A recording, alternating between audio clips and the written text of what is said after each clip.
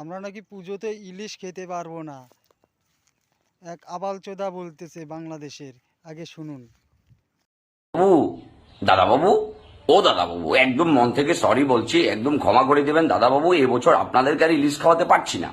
এই যে আপনারা নানান ভাবে নানান ওয়েতে আপনাদের দেশে ইলিশ পাচার করে নেওয়ার ধান্দা জুটছেন, কোনো লাভ হবে না দাদাবাবু। কারণ যে রাজনৈতিক বন্যা আপনারা আমাদের উপর চাপিয়ে দিয়েছেন, ও বন্যার পানি এতটা উঁচু হয়ে গিয়েছিল যে আমাদের ইলিশগুলো সব ভেগে গিয়েছে। আর বন্যার পানি শুকানোর পরে দেখি ইলিশগুলো সব চাপিলা মাছ হয়ে গেছে। দাদাবাবু, চাপিলা মাছ খাবেন তো? সমস্যা নেই, দেখতে এটা সাইজে ছোট হলেও অনেকটা ইলিশের মতোই। আপনার ইলিশ বলে সেটাকে চালিয়ে নিতে পারবেন, কোনো সমস্যা নেই, কোনো প্রবলেম হবে না। আর তাছাড়া আপনারা যদি বলেন গ্রাস কাপ, পাঙ্গাস, সিলভার কাপ, ওসব কিন্তু আমরা চাইলে এক্সপোর্ট করে দিতে পারি, কোনো সমস্যা নেই, একদম পাইকারি দরে দিয়ে দেবো। ইলিশ কিন্তু খাওয়াতে পারছি না দাদাবাবু, এটার জন্য খুব দুঃখ প্রকাশ করছি। আর আরেকটা বিষয় জানেন তো, আমাদের এক মেহমান কিন্তু আপনাদের ওখানে আছে, মেহমানকে জিজ্ঞাসা করুন না, মাইরি হেভি হেভি রেসিপি দেয় যে কিভাবে করে কাঁঠালের বার্গার বানাতে হয়, কিভাবে করে পেঁয়াজের বদলে অমুক খেতে হয়, কাঁচামরিচের বদলে তমুক খেতে হয়, আলের বদলে বাল খেতে হয়, বালের বদলে ঝাল খেতে হয়, সবকিছু তিনি কিন্তু হেভি জানে। উনি শুধু একজন ভালো পলিটিশিয়ান, উনি কিন্তু খুব ভালো রাঁধুনি।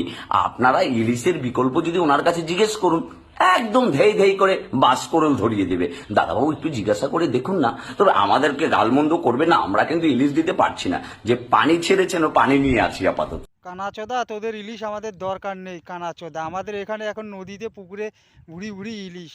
কানাচোদা, তোদের ওখানে তো ইলিশের জন্মাদিস, তাও ইলিশের দাম হলো 2000-1600 টাকা কেজি। আমাদের এখানে 350, 400, 500, হাইস্ট 1000 টাকা কেজি। কানাচোদা।